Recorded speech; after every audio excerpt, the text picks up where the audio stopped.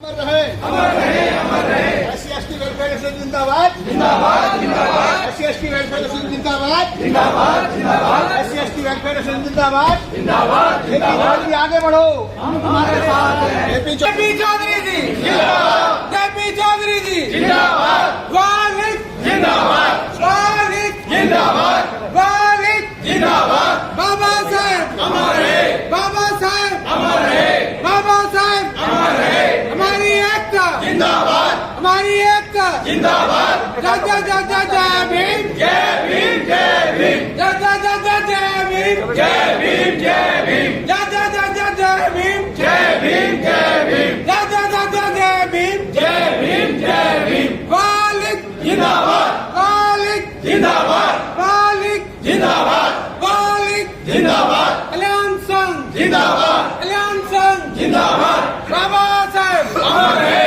बाबा साहब अमर रहे। जय जय जय जय जय भीम, जय भीम, जय भीम। जय जय जय जय जय भीम, जय भीम, जय भीम। जय जय जय जय जय भीम, जय भीम, जय भीम। हमारी ये ऐतिहासिक मौका रहा।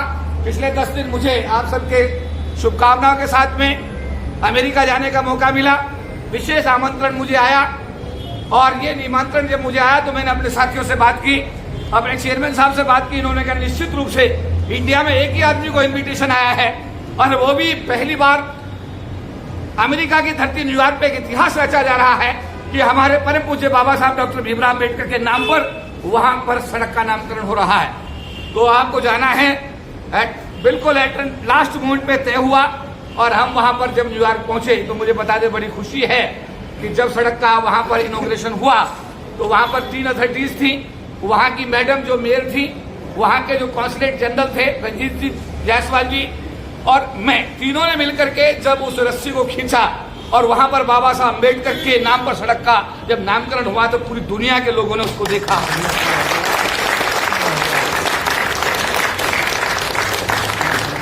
वहां एक बात हुई, ये बात हुई कि अगर अमेरिका की धरती पर बाबा साहब के नाम पर सड़क का नामकरण हो सकता है तो बाबा साहब अम्बेडकर ने जो संविधान बनाया भारत का और भारत की जो नई संसद बनी है, क्या उस संसद का नाम बाबा साहब अम्बेडकर के नाम पे नहीं होना चाहिए? पूरे देश के अम्बेडकरवादियों ने वहां पर रिजोल्यूशन पास किया। मैं रिजोल्यूशन आपको पढ़ करके बताता हूं। ये रिजोल्यूशन आज भारत के प्रधानमंत्री जी को दिए गए हैं और इसका Shri Narendra Modi, honourable prime minister of India, south block new Delhi, dear sir, we are writing this letter to inform you about the historical event taken place in the city of New York, USA on 25th June 2023. The authorities of the city of New York, USA, in the honor of Dr. B.R. Ambedkar, has changed the name of 6101 Broadway, Woodside, New York, 11377 in the name of Dr. B.R. Ambedkar Way. जोरदार तालियां। This is a remarkable and historical event has been attended by the Ambedkarites from all over the world in the city of New York. It has become possible because of the efforts of the social organization Sri Guru Ravidas Sabha of New York, USA and Begumpura Cultural Society of New York, USA. We would like to give special thanks to Consulate General of India, New York, Sri Ranjit Jaiswal for his special efforts in this past cause. The global Ambedkarites came all over the world has passed the resolution that the name of the new Parliament of India should be named in the name of Dr. B.R. Ambedkar as he is the father of Indian Constitution. As he is the father of Indian Constitution. Your Excellency, Mr. Prime Minister, we hope that after reading the message you will feel proud and also take into consideration by honoring the feelings of the global Ambedkarites by putting the name of new Indian Parliament in the name of Bharat Ratna Baba Saheb Dr. Bhimrao Ambedkar. Ashok Mahi, president Shri Guru Ravidas सभा, New York, USA. एक letter ये श्री गुरु रविदास सभा New York से जारी हुआ और दूसरा जो पत्र है ये भी अमेरिका की धरती से जारी हुआ, बेगमपुरा कल्चरल सोसाइटी न्यूयॉर्क। इन्होंने भी सेम बात लिखी है, इन्होंने एक चीज और ऐड की है। Your excellency mister prime minister, you have taken a number of historical decisions in the honor of Dr. B.R. Ambedkar by developing the 5 तीर्थ in the name of Dr. B.R. Ambedkar. इन्होंने कहा 5 तीर्थ आपने doctor Ambedkar के नाम पे बनाए हैं और आपका काम बहुत अच्छा है, इसलिए हम कहेंगे कि आप जो है नई पार्लियामेंट का नाम बाबा साहब अम्बेडकर के नाम पर रखें। परमजीत लाल हैं, प्रेसिडेंट है बेगमपुरा कल्चरल सोसाइटी न्यूयॉर्क। जोरदार तालियां दोनों संगठनों को। ये पत्र आज की डेट में माननीय प्रधानमंत्री जी कार्यालय में रिसीव करा दिए गए थे। तो मैं आज जो ये डेवलपमेंट हुआ अमेरिका की धरती पर जाकर के, और अमेरिका के लोगों ने ये ऐतिहासिक कार्य किया, इसके लिए हम अमेरिका के जो दोनों संगठन हैं बेगमपुरा, हम उन साथियों का हृदय से आभार और धन्यवाद व्यक्त करते हैं। मैं बताना चाहूंगा, जय भीम। जय भीम। आज की इस विशेष प्रेस वार्ता में मुझे बताते बहुत खुशी है कि अमेरिका के न्यूयॉर्क शहर में परम पूज्य बाबा साहब डॉक्टर भीमराव अम्बेडकर जी के नाम पर एक सड़क का नामकरण किया गया है। इस 25 जून 2023 को पूरी दुनिया के अम्बेडकराइट्स को न्यूयॉर्क में इनवाइट किया गया था। भारत की भूमि से मुझे भी सौभाग्य प्राप्त हुआ। All India federation of SC/ST organisations के राष्ट्रीय प्रधान महासचिव होने की हैसियत से मुझे भी इस कार्य में, इस महान कार्य में शामिल होने का सौभाग्य प्राप्त हुआ। मुझे बताते हुए बड़ी खुशी है कि हमारे दो संगठन श्री गुरु रविदास सभा न्यूयॉर्क और बेगमपुरा कल्चरल सोसाइटी न्यूयॉर्क, दोनों संगठनों ने मिलकर के वहां के प्रशासन से, न्यूयॉर्क के मेयर से और वहां के कॉन्सुलेट जनरल जायसवाल, इन लोगों से मिलकर के इस पवित्र कार्य को अंजाम दिया। और जहां भारत की भूमि पर बाबा साहब अम्बेडकर की मूर्तियां तोड़ी जाती हों, जहां भारत की संसद पर बाबा साहब के नाम के लिए रखने के लिए प्रस्ताव न्यूयॉर्क की धरती पर पारित होते हों, बाबा साहब के नाम पर जहां अम्बेडकर भवन बना हुआ है, रानी झांसी रोड नाम वहां पर है, उसका नाम भी बाबा साहब अम्बेडकर के नाम पे ना रखा जाता हो। ये सारी चीजें भारत के अंदर जो हो रही हैं, इसके उलट जाकर के अमेरिका की धरती पर अमेरिका के प्रशासन ने, वहां न्यूयॉर्क शहर के मेयर ने, वहां के जो निगम पार्षद है उन लोगों ने, वहां के कॉन्सुलेट जनरल रंजीत जायसवाल जी ने और हमारे संगठनों ने मिलकर के ये एक महान कार्य किया कि वहां पर एक सड़क का नाम, न्यूयॉर्क की एक सड़क का नाम बदल करके परम पूज्य बाबा साहब डॉक्टर भीमराव अम्बेडकर के नाम पर रखा गया।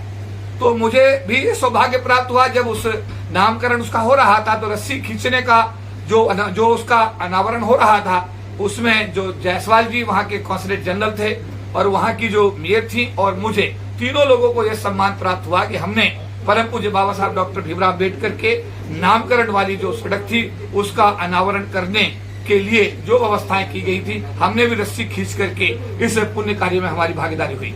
तो मैं आज इस प्रेस वार्ता के माध्यम से समस्त भारतवासियों की तरफ से, समस्त अम्बेडकर वादियों की तरफ से, हमारे दोनों संगठन श्री गुरु रविदास महासभा न्यूयॉर्क और हमारे बेगमपुरा कल्चरल सोसाइटी और उनके जो पदाधिकारी हैं, उनका कोटि कोटि हृदय से आभार व्यक्त करता हूं। और इस बात के लिए उनका विशेष धन्यवाद करूंगा कि उन्होंने पूरी दुनिया के अम्बेडकराइट्स की उपस्थिति में वहां पर एक प्रस्ताव पास किया है और भारत के प्रधानमंत्री को भेजा, जिसकी कॉपी आज हमने आपको वितरित की है। उसमें कहा गया है कि भारत की संसद का नाम परम पूज्य बाबा साहब डॉक्टर भीमराव अम्बेडकर के नाम पर होना चाहिए। तो मैं इस महान कार्य के लिए अपने सभी संगठनों को, जो उन्होंने ये महान कार्य किया है, कोटि कोटि उनका आभार और धन्यवाद व्यक्त करता हूं।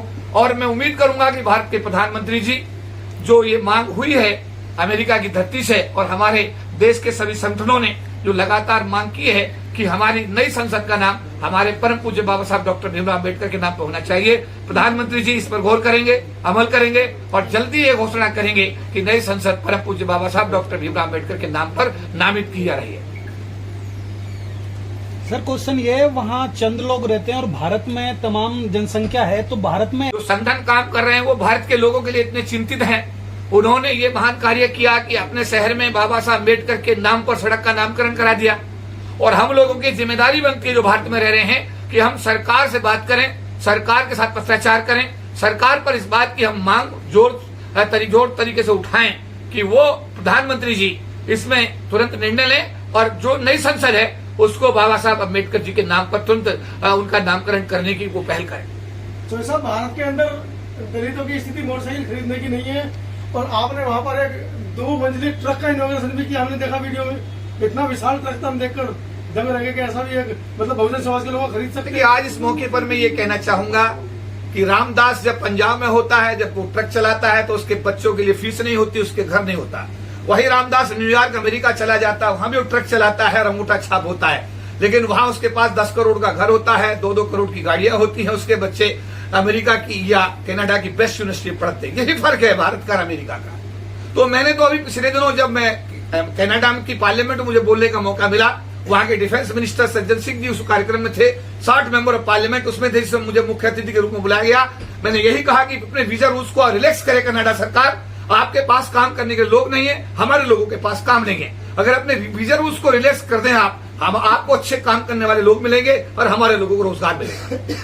जॉय साहब, जो न्यूयॉर्क में नई पार्लियामेंट का नाम जो रखने का प्रस्ताव पास किया गया और आप उसको लेकर के आए हो, आज वो माननीय प्रधानमंत्री जी को दिया गया है, तो ये जो वहाँ के जो संगठन थे उन्होंने या आपका ये विचार था किस प्रकार का वहाँ से कोई लिखित रूप में यहाँ पर आए?